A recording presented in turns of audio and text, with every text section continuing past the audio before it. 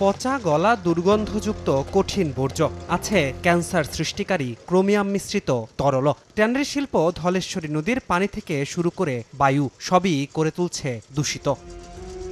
অনেকেরই ধারণা পরিবেশগত দিক ছাড় দিলেও এগিয়ে যাচ্ছে চামড়া শিল্প। বাস্তবতা এমনটা নয়। উন্নত দেশগুলোতে চামড়া ও চামড়াজাত পণ্য রফতানিতে প্রয়োজন হয় লেদার ওয়ার্কিং গ্রুপ সনদ। এ সনদ পেতে মোট 1710 নম্বরের মূল্যায়নে 300 নম্বরই থাকে বর্জ্য ব্যবস্থাপনা সংক্রান্ত। দেশে 2 শতাধিক কারখানার মধ্যে এ সনদ রয়েছে মাত্র 7টি, যার মাঝে সাভারের বিসিক শিল্পনগরীতে রয়েছে মাত্র 1টি।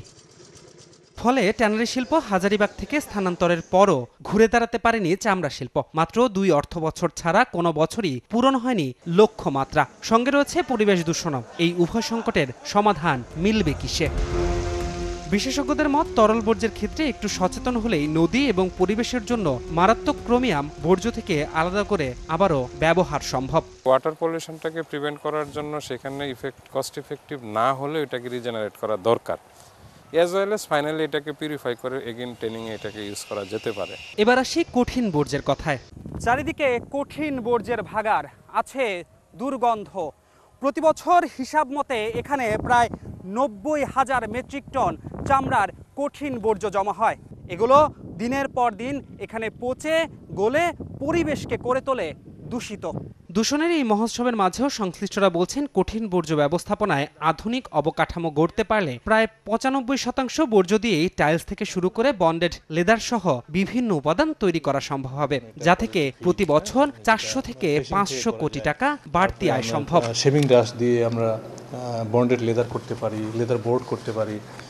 তারপরে হচ্ছে আমরা যেটা র হাইটস থেকে জিলাটিন করতে পারি, তারপরে এটাতে ক্যাপসুলের কাভার করতে পারি। এগুলো প্রজেক্ট যখন হয়ে যাবে তখন অটোমেটিক্যালি আমার ডাম্পিং ইয়ার্ডের লোডটা কমে যাবে।